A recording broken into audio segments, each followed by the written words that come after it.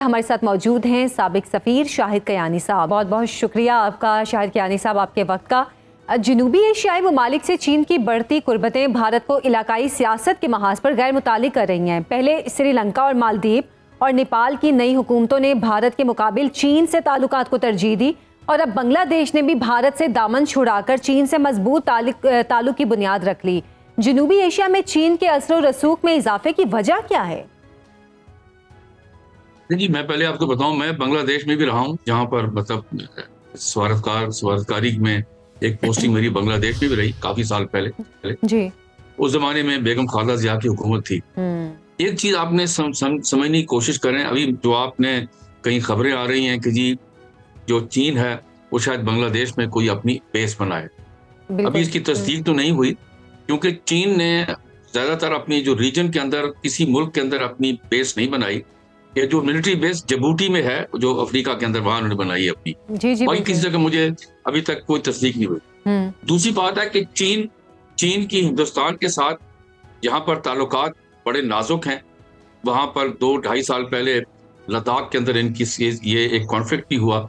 लेकिन इनके जो कहते हैं ना कि जो कोएग्जिस्टेंस, जो उनको जो तरीक़ेकार है कोएग्जिस्ट करने का, नॉर्मल रिलेशनशिप का, वो चीन का हिंदुस्तान के साथ है। और चीन के वहां पर इकोनॉमिक रिलेशनशिप बहुत ही, जिसे कहते हैं, इनलार्ज हुए हैं in the last few years, जबकि सियासी ताल्लुकात जिसे आप कह सकते हैं कि नॉर्मल है। अभी यहाँ तक बात आप कर रहे हैं कि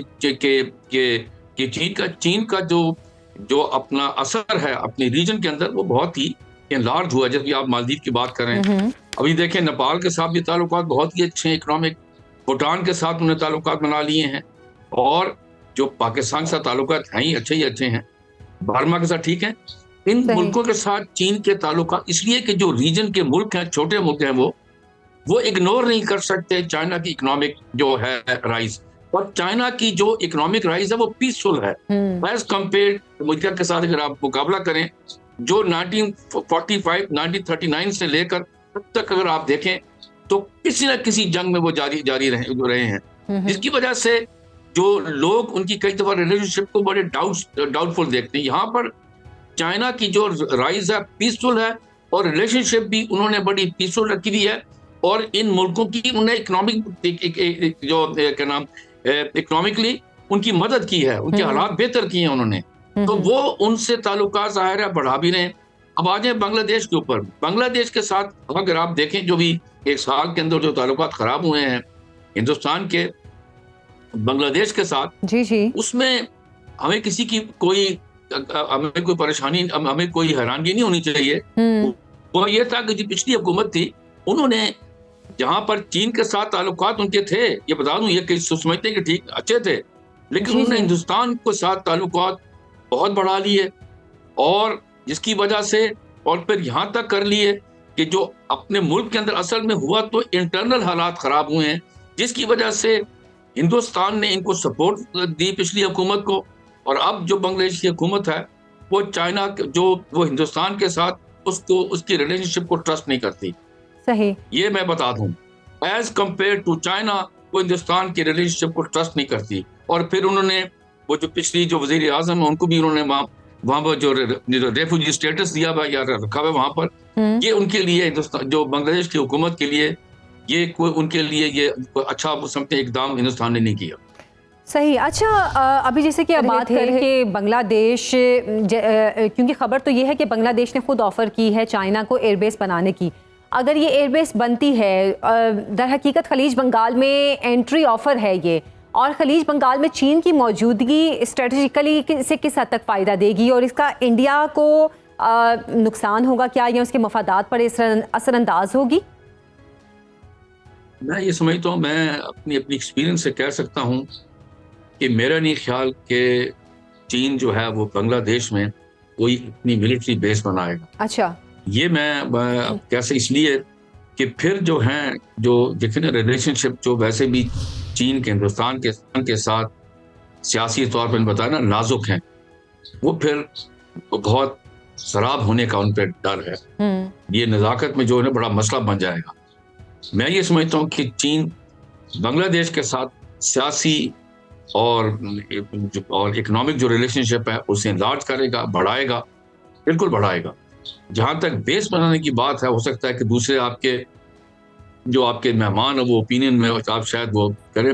मैं समझता हूँ कि ये बहुत ही ये जो इकदाम है, इसको आपको बहुत समझने की कोशिश करनी चाहिए। मेरा नहीं ख्याल कि चीन ये इकदाम करेगा कि वहां पर अपनी एक बेस बना ले, और बेस बनाने से उसको क्या एडवांटेज होगा अपने ये देखने की कोशिश करनी है। क्या होगा अभी उसके जो ताल्लुकात हैं, वो अभी जो लद्दाख का मामला है वही भी अभी सुलझा नहीं है, और उनके वैसे हालात इस तरह के हैं, वो क्यों एक नया एक फ्रंट खोल लेंगे और बांग्लादेश में बुला देंगे उनको। इस साइड से जो कहते हैं ना, वो जो उनका चीन का ये साउथ जिसे कहते हैं वेस्ट इलाका है, उनको इस किस्म का कोई खतरा नहीं है, वो क्यों वहाँ एक बेस बना देंगे। तो ये मेरे लिए समझ से बाहर है। खबरें जरूर हैं, हिंदुस्तान भी खबरें दे रहा है कि जी वहाँ बेस बनेगी। मेरा ख्याल है कि ये बहुत ही इसमें अभी बहुत सोच समझ के समझनी चाहिए।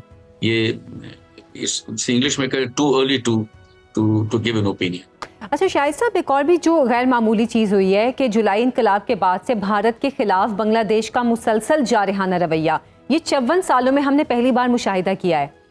बंगला क़यादत के सख्त मौक़िफ़ के पसे पर्दा कोई ताकत है, या 54 सालों से जो दोस्ती का पर्दा था इसमें बंगला अवाम के वसाइल पर भारत का डाका इसकी वजह बना? मैं देखिए ये आपको बता दूं, आप कभी, मैं जरा थोड़ा सा तारीख पीछे जाऊंगा। मैं जब बांग्लादेश में अपनी पोस्टिंग पे गया, वहां पर मुझे किसी प्रोफेसर ने एक बड़ी मजे की बात बताई।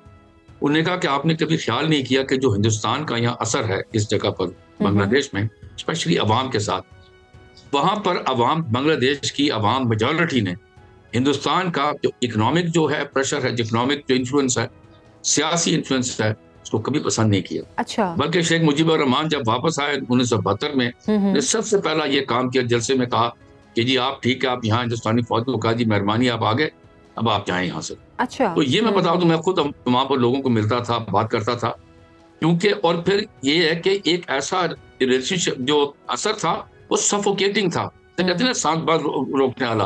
उसमें क्या प्रेस है, क्या बिजनेस है, क्या दूसरी चीजें, हर तरफ से हिंदुस्तान का जो असर था वो ऐसा था कि जिससे अवाम ने बिल्कुल एक्सेप्ट नहीं किया एक दिन भी। वो आप कहेंगे ठीक है जी अवामी लीग को वोट देते थे, ठीक है डालते होंगे, लेकिन इस बिना पे नहीं डालते थे।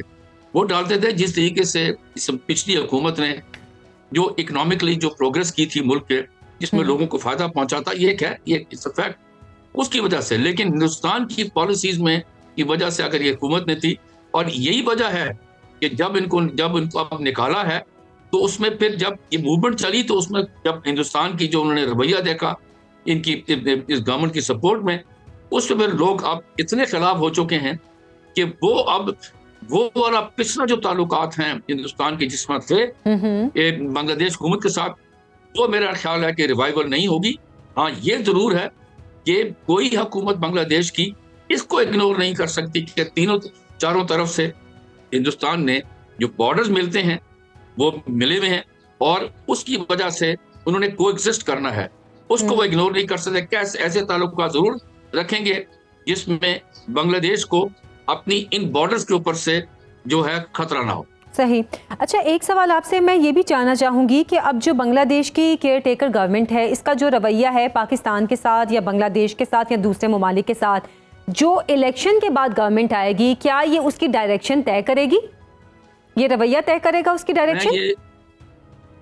मैं ये समझता हूँ जी कि जब जो भी इलेक्शन होगी, इसमें जो अवामी इस वक्त जो रवैया है जो अवाम के अंदर, वो यही है कि हिंदुस्तान के साथ जिसे कहते हैं आर्म्स लेंथ रखें, इनको इतना रखें, ताल्लुकात रखें कि जिसमें नॉर्मल रिलेशनशिप हो, क्योंकि मैंने कहा इग्नोर नहीं कर सकते आप, बिल्कुल इतना बड़ा मुल्क है, हर तरफ से उसका साथ बॉर्डर मिलता है। लेकिन वो जो ताल्लुकात पिछली हुकूमत के साथ थे, वो मैं समझता हूँ कि बहुत ही मुश्किल है, क्योंकि हिंदुस्तान ने खुद अपने पैरों पे कुल्हाड़ी मारी है। इस किस्म की ताल्लुकात रखे जिसमें अवाम जो थी उसकी वो उससे तंग पड़ गई, बिल्कुल जो बांग्लादेश के अवाम है। तो ये चीजें हिंदुस्तान की हुकूमत को भी सोचनी चाहिए कि वो ऐसा रिलेशनशिप रखें जिसके अंदर, जिसे कहते हैं कोएग्जिस्ट करें, नॉर्मल रिलेशनशिप हो, लेकिन एक हुकूमत के साथ बांध कर न रख लें जिसमें अवाम जो है वो उसको सपोर्ट ना करे। तो ये अगली हुकूमत आएगी, इलेक्शंस आएंगी, ये इशू होगा, मैं बता दूं, ये इशू खड़ा होगा इसके अंदर। अब आवाम पूछेगी सियासी पार्टियों से कि क्या जी वही ताल्लुकात लाना चाहते हैं हिंदुस्तान के साथ जो हमारा था। उसमें मैं बता दूं कोई सियासी पार्टी जो है वो ये चीज जो है इसमें वो साफ बताएगी कि नहीं भाई हम ये रिलेशनशिप नहीं रखना चाहते। हाँ, नॉर्मल रिलेशनशिप होगा जो मैंने आपको बताया कि आप उसे इग्नोर नहीं कर सकती। पाकिस्तान के साथ देखें ताल्लुकात कितने अच्छे अब हो गए हैं। आप देख लें, हमारे डिप्टी प्राइम मिनिस्टर और फॉरेन मिनिस्टर साहब 17 तारीख को वहां जा रहे हैं, और अब ये एक क्योंकि इसमें इनके आर्मी चीफ पाकिस्तान आए हुए थे, आपको याद होगा। जी जी बिल्कुल। वहाँ हमारे जो वहाँ सफीर हैं अपना बांग्लादेश में, वो अगर आप फेसबुक देखें तो रोज किसी न किसी गवर्नमेंट के या सियासी लीडर को मिल रहे होते हैं। तो ये पहले नहीं था। तो अब एक रिलेशनशिप में एक नया पेज खुल रहा है और बड़ा एक पॉजिटिव पेज है। हम समझते हैं कि इसको पीपल टू पीपल कांटेक्ट बढ़ाने चाहिए, बिजनेस टू बिजनेस कांटेक्ट बढ़ाने चाहिए, स्पोर्टिंग लिंक्स बढ़ाने चाहिए। आप खुद देखेंगे कि इनके अवामी जो ताकत है, इससे ताल्लुकात हमारे बांग्लादेश के साथ बहुत बेहतर हो जाएंगे, जो हमारे दोनों अवाम चाहते हैं ऐसे हो। सही। अच्छा शाहिद साहब, बैंकॉक में यूनुस मोदी मुलाकात जो हुई उससे हमें पता चला कि भारत बांग्लादेश से ताल्लुकात की बहाली तो चाहता है, लेकिन शेख हसीना वाजिद की ढाका को हवालगी पर तैयार नहीं, जबकि ढाका ने शेख हसीना वाजिद की हवालगी का मुतालबा किया था। क्या भारत शेख हसीना और अवामी लीग के जरिए बांग्लादेश में फिर से मुदाखलत का इरादा रखता है? ऐसी किसी कोशिश पर बंगला अवाम का रद्द-ए-अमल आपके ख्याल में क्या होगा? क्योंकि जैसे आप बता रहे थे आपने बहुत टाइम गुजारा है वहाँ पे। मैं समझता हूँ जी कि हिंदुस्तान किसी सूरत भी ये हसीना जो वाजिद वजीर जो साबिक वजीर आजम है जी जी, इनको इशू नहीं बनाएंगे। अच्छा। मैं तो ये ऐसी फार फेच्ड आइडिया है। मैं समझता हूँ कि हो सकता है किसी वक्त आए कि अब हिंदुस्तानी हुकूमत शेख हसीना को कहे कि जी आप मेहरबानी करके इस मुल्क को छोड़ दें, किसी और जगह चले जाएं और रेफ्यूज ले लें, क्योंकि ये इशू बन गया आपका हमारे ताल्लुक। क्योंकि हिंदुस्तान किसी सूरत नहीं चाहता कि उसका फिर ये जो ना ईस्टर्न फ्रंट है जो बांग्लादेश के साथ है, सब ताल्लुकात इस एक लेडी की वजह से, एक सियासी लीडर की वजह से हो, जो क्योंकि अगर जब तक ये वहां रहेंगी ये इशू बना रहेगा, बिल्कुल ये सियासी इशू बनेगा, ये इलेक्शन का इशू बनेगा। तो मैं समझता हूँ कि हो सकता है देयर इज अ पॉसिबिलिटी कि वो इनको कहें कि आप शेख हसीना को कि आप मेहरबानी करके आप यहाँ से चली जाएं, किसी और मुल्क में चली जाएं, क्योंकि ये कहते हैं हवाले कर दे इंडिया के बांग्लादेश के।